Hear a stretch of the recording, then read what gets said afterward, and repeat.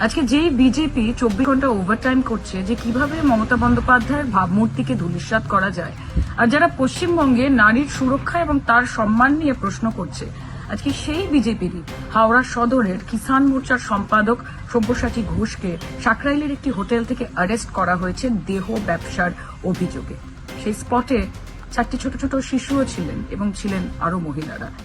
আমি বিজেপিকে বলতে চাই যে হিন্দিতে একটা কথা আছে যে दूसरों के ऊपर उंगली उठाने से पहले अपने गिरेबान में झांक के देखो। আগে নিজেরা কি করছেন সেটা দেখুন।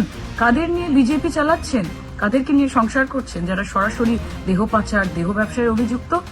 আমি বলতে চাই যে আজকে সন্দেশখালীকে আপনারা একটা বিশাল কনস্পিরেসিতে পরিণত করছেন। আপনারা ফোনে ফোনে প্ল্যানিং করছেন যে কিভাবে তাকে সিঙ্গুরের রূপ দেওয়া যায়, কিভাবে তাদেরকে নন্দীগ্রামের রূপ দেওয়া যায়। কিন্তু মাথায় রাখবেন, পশ্চিমবঙ্গ তথা কলকাতা মহিলাদের জন্য সব থেকে সুরক্ষিত। সেটা পশ্চিমবঙ্গ সরকারের ডেটা বলে না, সেটা আপনাদের ভারত সরকারের ডেটা বলে।